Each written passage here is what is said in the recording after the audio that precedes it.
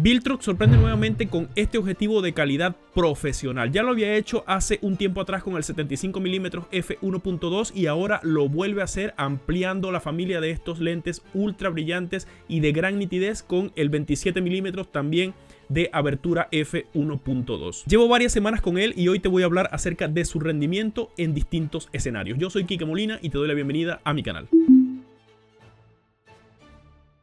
Con un precio de $550, el Viltrox 27mm Pro para APS-C viene disponible en montura E para Sony, XF de Fujifilm y Nikon Z. Su distancia focal es de 27mm, lo que lo hace equivalente a un 40mm en full frame. Tiene 15 elementos en 11 grupos, una abertura que va de f1.2 a f16, un tamaño de filtro bastante estándar de 67mm y un peso que varía de acuerdo a su montura. 565 gramos para Sony, 605 gramos para Nikon y 560 gramos para Fujifilm.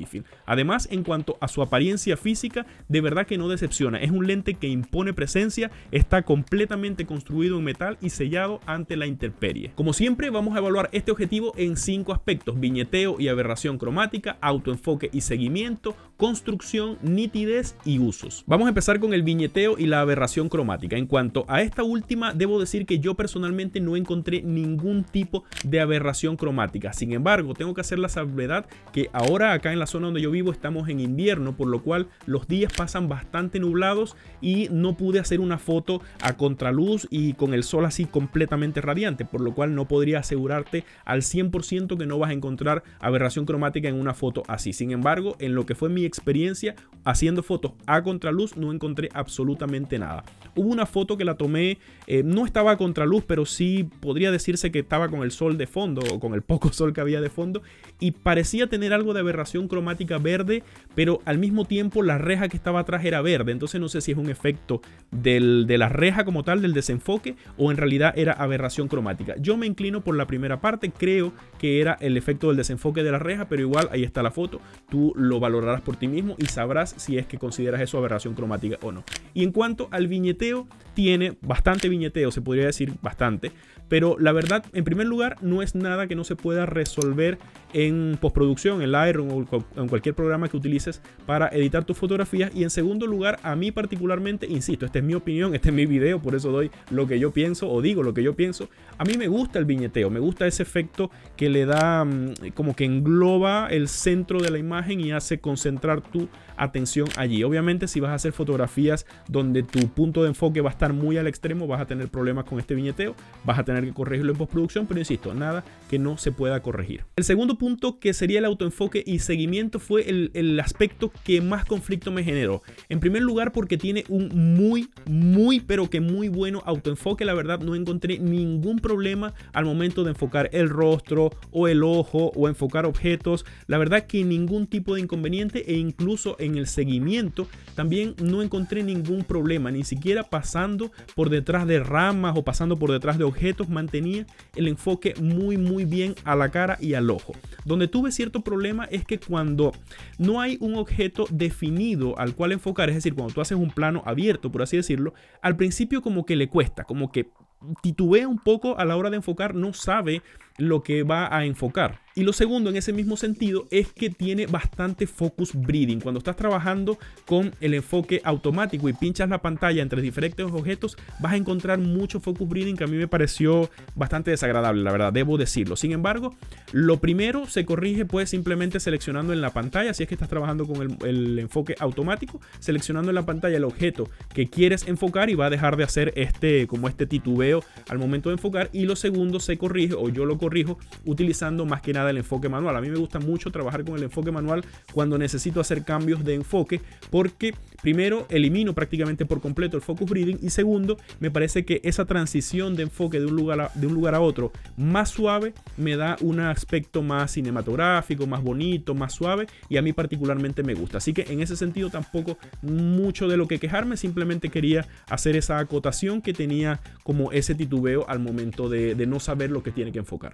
El siguiente punto, que sería la construcción, bueno, yo creo que te puedes imaginar, al ser de la línea Pro de Viltrox y al decirte que está completamente hecho en metal, a excepción obviamente de la visera, todo el lente está fabricado en metal, por lo cual lo hace básicamente indestructible, ¿no? Bueno, no indestructible, pero sí lo hace de muy buena calidad, se siente pesado, tiene un peso de más de medio kilo, entonces quizás podrías pensar que va a desbalancearte la cámara, pero para nada. Yo lo usé con 3 cámaras, que sería la A7 IV que tengo acá, que es full frame, la ZV-E1 que también es full frame, y con la ZV-E10 que es la que me está grabando ahorita. Lo usé con las 3 y con ninguno tuve problemas ni de desbalanceo, ni de que se sintiera pesado a la mano, nada por el estilo, pero sí se siente muy rígido, muy fuerte, y la verdad, al estar también sellado contra la intemperie, te da un poco de tranquilidad de poder salir y hacer fotos donde quieras, que no vas a tener ningún problema, aún en días lluviosos como digo en los que estoy. En cuanto a la nitidez, lo dije en el video del Sirui Nightwalker 75mm y lo repito ahora con este. Estos no son los objetivos más nítidos que vas a encontrar en el mercado, o al menos no en su abertura máxima, en este caso 1.2. Y es que si tú quisieras trabajar con la absoluta nitidez, no vas a comprar un objetivo como este, no vas a venir por un objetivo que tiene una abertura tan amplia. Buscarías o trabajarías, no sé, en f7, en f11 para lograr esa nitidez absoluta, si es que estás haciendo fotografía, no sé, fotografía técnica o fotografía de productos donde requieras una nitidez brutal. Bueno, este objetivo no es para ti, muy por el contrario, y no me malentiendas, ojo, no quiero decir que no sea nítido, pero muy por el contrario, este tipo de objetivos con una abertura tan grande, a mí me parece que están fabricados para darte ese look como más tradicional, como más antiguo, más clásico, no sé cómo decirlo, pero es una nitidez muy suave, muy cremosa. No sé muy bien cómo explicarte, pero la verdad que no es una nitidez digital, ¿ok? Es nítido, es lo suficientemente nítido, aún trabajando en f1.2 para hacer retratos. Yo no tuve ningún problema ni con la piel de la modelo, ni con las luces, ni con sus ojos, nada por el estilo, pero sí es verdad que esa nitidez se limita al lugar donde estás enfocando, y es que obviamente al momento que empiezas a desenfocar la imagen, sobre todo en los bordes, vas perdiendo esa nitidez, pero insisto, con una pérdida suave, no es algo desagradable de ver, y bueno, tú lo estás viendo en la foto que te estoy mostrando. Y si no has visto el video del Sirui Nightwalker 75mm, te lo voy a dejar aquí y abajo también en la descripción para que vayas y lo veas, porque junto con este son una dupla perfecta. Y por último, hablando del uso, de los usos que yo creo que se le podrían dar a este lente, detengámonos un momento a pensar. Es un lente 27 milímetros, pero que es APS-C, es decir, equivalente a 40 milímetros en full frame. Además de eso, está completamente fabricado en metal y está sellado contra la intemperie. Además de eso, es f1.2, por lo cual lo hace muy luminoso. Y además es un lente estabilizado, es decir, lo puedes utilizar bien sea para video o para hacer fotografías con una velocidad de obturación muy lenta.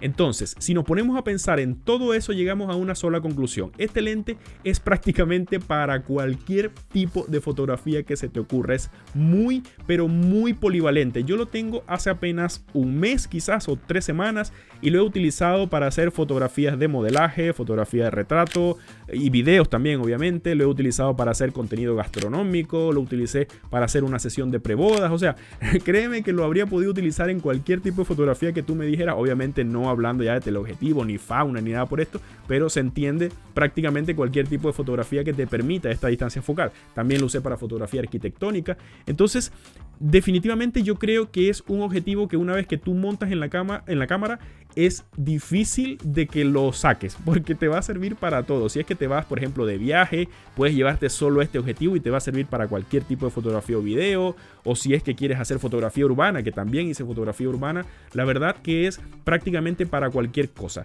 Así que yo muy satisfecho con este lente, muy satisfecho con el resultado que da, con su apariencia, con su construcción, con su nitidez. Básicamente no tengo ninguna queja, a excepción de esa que te comenté del titubeo en el enfoque, pero insisto, nada que no se pueda corregir por ti mismo seleccionando el punto de enfoque. Así que eso fue todo por este video, espero que te haya gustado. Si es así, no olvides dejarme tu like, que tú sabes que me estimula mucho seguir creando este tipo de contenido. Si no te has suscrito al canal, suscríbete por acá en esta cabecita flotante que está apareciendo, y nos vemos pues en un próximo video. Bendiciones.